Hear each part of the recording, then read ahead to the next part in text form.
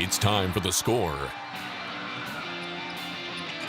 The most in-depth coverage of high school basketball.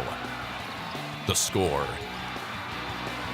Sponsored by Carpetland USA, Menards, Midwest Bank, and Western Illinois University. The Score, the basketball world. Heck, everyone's still buzzing about Caitlin Clark from last night. What a night it was in Iowa City. We'll take a look back at that history cuff in just a little bit. But of course, we're going to start tonight with some big games on The Score. Those regional games, that hardware up for grabs. Yeah, the ladies taking center stage. A big one, conference rivals. UT and Rocky going head-to-head. Second quarter in this one, it's Kaylee Pena with the nice floater.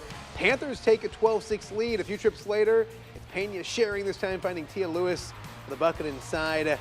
UT up by 8. More from the Panthers. Lorena Awu catching and spinning and scoring inside. That lead up to double figures. But Rock Island would hang tough throughout. Jordan Randall, the nice save inside to Amaya Jackson, who scores. It was an 8-point UT lead at the half. Third quarter, Panthers coming right back. Lewis kicking out to Pena. Knocked down several big threes, including that one right there. Lead back up to 9. Then to the fourth quarter we go. A little defense. Maria Perkins, I should say, with the steal and the layup at the other end. Lead at 11 at that point. We'll show you a final score. UT wins this one 49-40. They take their second straight regional championship.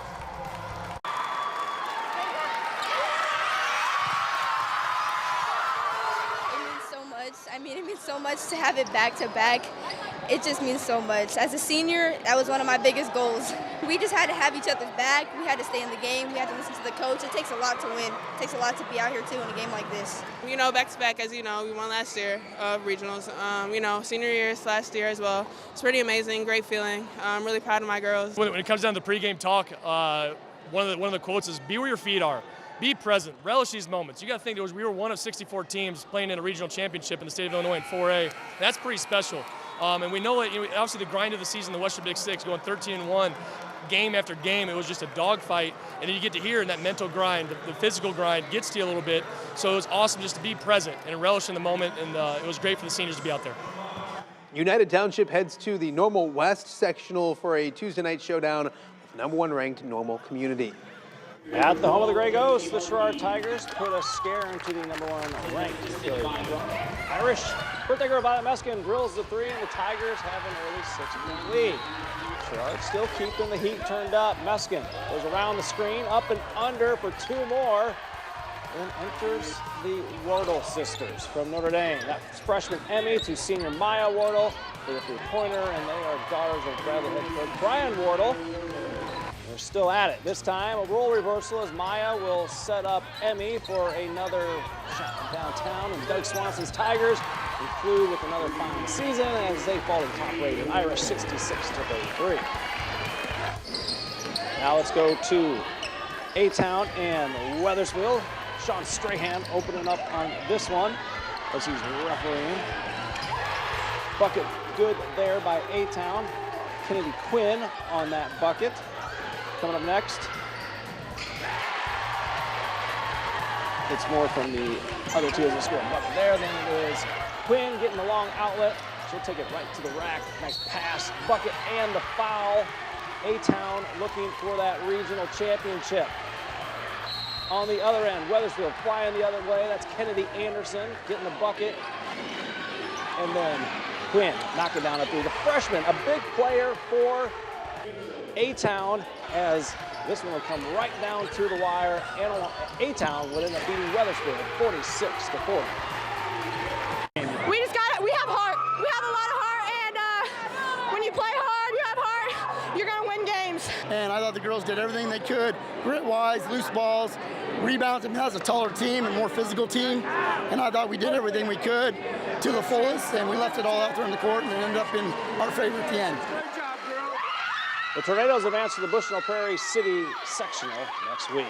In 1A, Galena looking for another regional crown, battling East Dubuque. Second quarter in this one. Pirates with the lead, adding to it. Taylor Burcham buries the 3. Galena up by 23. To third we go, more of the same. Gracie Furlong, the steal. She turns on the wheels and lays it up and in. Pirates cruising in this one. East Dubuque, though, trying to hang tough. Maya Willerts with the deep three. Galena, though, still ahead 54-17. The fourth we go. More of the same. Check this out. Bertram bounces the ball off for defender, gets the hoop and the harm. Oh, they're smart up there in Galena. Pirates up by 30. Then it's Addie Heffel taking off the pass and barreling down the court for another lay-in. Galena goes on to win this one 66-41, your final score. Jenna Miner has more on the Pirates from Warren.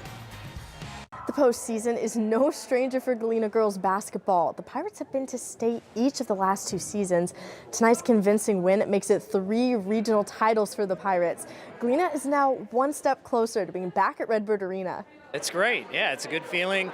You know, we set out and did what we wanted to do. You know, the kids have had the same mindset every day coming into this postseason, no matter who we're playing, where we're playing. So it's a good feeling to get this one. It's incredible. This is my 3rd regional, and so it being my senior year is just an incredible experience. It's great. I think it's definitely something that not a lot of people get to experience, and I think it being my 3rd time is very special, and I think it's just one of those stepping stones to get where we really want to be and need to be. Next up for the Pirates, sectionals. They'll take on Ackman Tuesday at 6. In Warren, Jenna Miner, WQAD News 8 Sports. Thanks, Jenna. Elsewhere in 1A, River Ridge battling Eastland at the West Carroll Regional. First quarter, Abigail Frank feeding Addison Albrecht for the hoop inside. Wildcats up 3 early, but they trail by 4 at recess. Third quarter, Cats down 7. Lakin Haas with the bucket inside. River Ridge back within 5. A few trips later, it's Haas again. This time with the pretty turnaround jump shot right here. River Ridge grabbing a 30-29 lead. To the fourth we go. It's Albrecht again, this time getting free and burying another huge trifecta. Wildcats take an 8-point lead. Down the stretch we go, and it's all Cats. Emily Wiederholtz with the steal. She takes it back the other way. She gets the layup and the foul. River Ridge in control up a dozen. Wildcats claim a regional title, 48-39, their final score. I'm just so happy for our kids. You know, basketball can be a long season, and they persevered through some tough injuries, and we didn't always play great throughout the year, but they got it done tonight, and we're playing pretty good right now. It means everything. I mean, I've been in the program for 3 years so far, waiting for this moment, and this year I just really felt it, and it feels really good. River Ridge will play Rockford Lutheran at the Lena Sectional Tuesday night at 7:30. In Iowa, in Class 1A, it's Cal Weed hosting Springville. Hey, I see you there. First quarter, Warren off to a good start. Callie Hill up and under for the bucket, and the Warriors take a 7-4 lead. Cal Weed would pick up the loose ball, and they would go ahead to Courtney Kanucky. She will get the layup and the foul for the old-fashioned 3-point play. More from the Warriors and more from Kanucky. This time, driving into the lane. The runner is good. It's 14-8. Let's go to the second quarter. Warriors building that lead. Hallie Green in the high post. She'll turn, shoot, and score. A 10-point advantage. Cal Wheat sharing the wealth. Hill stepping out. This time she gets the long baseline jumper to go. It's 20-11. And how about more defense to offense? Picking up the loose ball. Green ahead of the pack. She'll lay it up and in. 26-17 at the half. Cal Wheat is advancing that regional final, 52-38 winner. Let's check out some scorers also in 1A. It's Danville edging Linville Sully by 1. So they'll play Cal Wheat for a trip to state coming up on Wednesday. More scorers in 2A. It is Wilton falling in that one. And Columbus sees their season come to an end as well. Some boys action in Illinois as they're wrapping up the regular season. We'll head out to Sterling as Princeton came a-calling. Princeton looking good in this one. Daniel Sousa with the fake. He drives and gets the layup to go. That cut the lead to 4. Sterling, though, building that lead is Andre Claver with the rebound. He goes coast to coast for the lay-in. It's Sterling up by 2. More from Sterling. Caden Phillips gets the ball at the top of the key, knocks down the 3.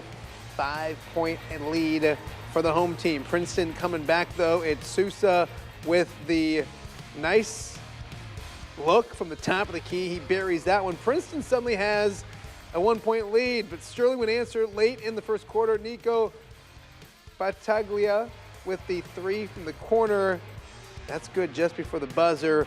That gave Sterling a 5-point lead. It's the Golden Warriors winning this one by a dozen. Orion and Monmouth Roseville completing the regular season with a makeup game from January. I guess one of those snow days, right? Take you to the second quarter. Orion up by 5. Jacob Bainbridge gets the rebound and bucket. The 19-12 game. Next play, same score. Caden Melky drains a 3 to cut it to a 10-point game.